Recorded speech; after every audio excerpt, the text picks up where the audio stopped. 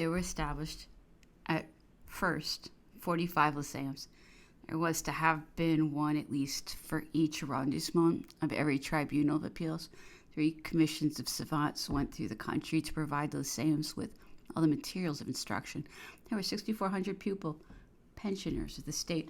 The government caused to be written works concerning instruction in mathematics by Laplace, Monge, and Lacroix, in natural history by Duménil, in mineralogy by Brongniart, in chemistry by Day, in astronomy by Biot, in physics by Hauy.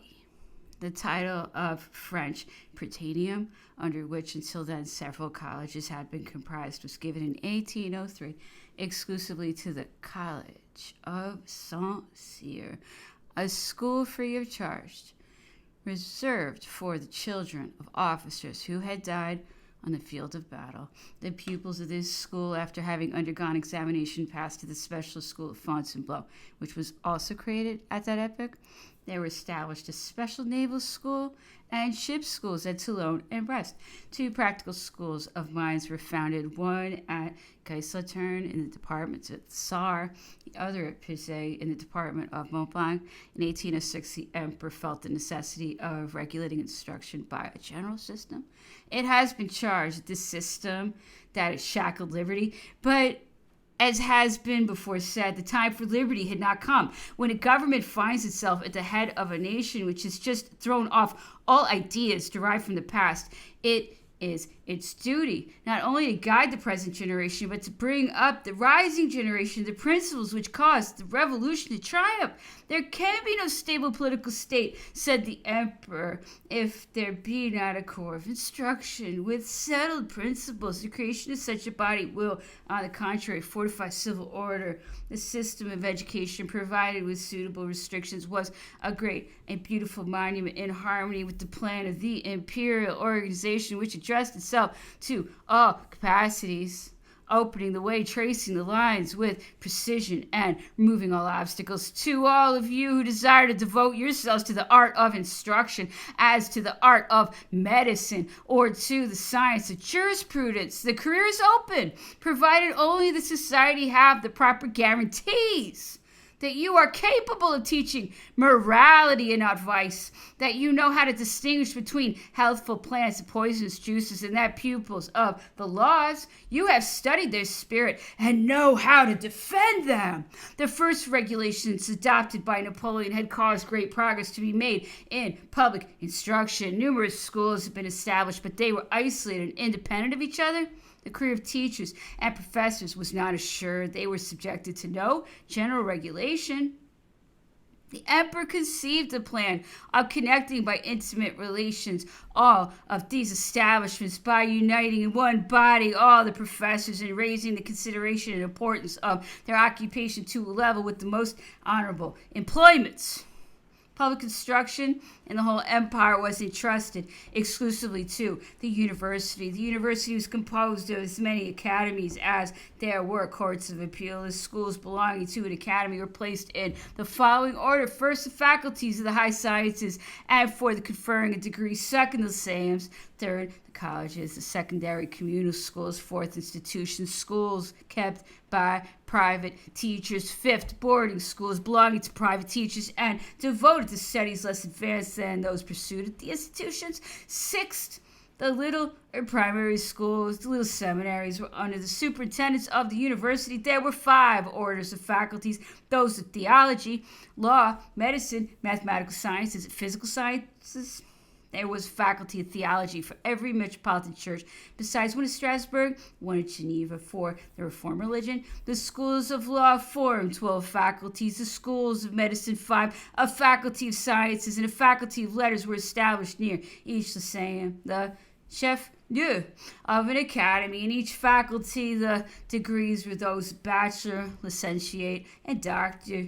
They were conferred after examinations. The administrative hierarchy of instruction comprised 19 degrees. No one could be called to a place without having passed through the inferior places and having obtained in the different faculties of rank corresponding to the nature and importance of the function.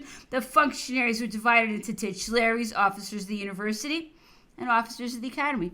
They were subjected to strict discipline. After 30 years uninterrupted service, they could be declared and ready and receive a retiring pension. The university was presided over and governed by the Grand Master appointed by the emperor and removable at his will. The council of the university was composed of 30 members at the chef-lieu of each academy. There was an academic council of 10 members. There were inspector generals of the university whose duty it was to visit establishments of instruction at the order of the Grand Master. There was to be established near each academy and in the colleges and lyceums one or more schools for the purpose of forming good masters for the primary schools. The university was to strive without cessation to perfect instruction in all its branches, to encourage the composition of classical works, and especially to take care that instruction in the sciences should always be up to the level of all acquired knowledge, and in the spirit of system should never arrest progress. The lyceums, of which the number was brought up in 1811 to 100, were to be the nurseries of professors, rectors, and masters. The emperor desired to present to them great motives to emulation, in order that the young men who might devote themselves to instruction should have before them a perspective of promotion from one grade to another, up even to the chief place of the state. There were in each lyceum 20 pupils, maintained at the expense of government. 80 received assistance to the extent of 1/2, and 50 to the extent of 3/4 of their expenses, so that the poor endowed with talent might have a means of making themselves known. In the impulse which he imparted to instruction, Napoleon replaced the study of dead languages, which until then had been almost exclusively taught, by the study of the most useful physical and mathematical sciences, and in the same spirit he opposed the desire to give medicine preeminence over surgery. The Polytechnic School, the foundation of which is to be credited to the Directory, received great development and furnished distinguished officers to the army and savants in branches of practical science. The normal school, planned under the convention, received its beneficial settlement and established under the empire. Napoleon created under the title of imperial houses 2 establishments, one for the education of daughters of members of the Legion of Honor, the other for the education of orphans. In the first, the pupils received a brilliant education. In the second, they were taught all the employments of women suited to enable them to gain their own subsistence. Provision was made for children whose education was confided to public charity. They consisted of 3 classes: foundlings, children who had been deserted by their parents, and poor orphans. An asylum in each arrondissement received them. A school of anatomical preparations was established at Rouen. The School of Arts and Trades, founded in 1803 at Compiègne, and afterwards transferred to Châlons-upon-the-Marne, was intended to distribute throughout the country the benefits of an industrial education. In 1806, a second was created at Beaupro, and a third in the Abbey of Saint Maximilien near Treves. The French School of Fine Arts at Rome was restored activity and transferred to the Villa Medici. 15 pupils were sent and maintained there. The emperor did not confine himself to creating schools. He also encouraged all kinds of merit by prizes and recompenses, for which, with a view to excite emulation, all the savants of Europe were invited to compete. A prize of 60,000 francs was offered to the one who should make an important advance in galvanism, and another an annual medal of the value of 3,000 francs for the best new experiments, which in the judgment of the Institute should be made in the same branch. In 1808, the celebrated English chemist gained an annual prize. The decennial prizes, which were then founded, were to encourage all sciences and all arts. There were 9 of 10,000 francs each, and 13 of 5,000 francs.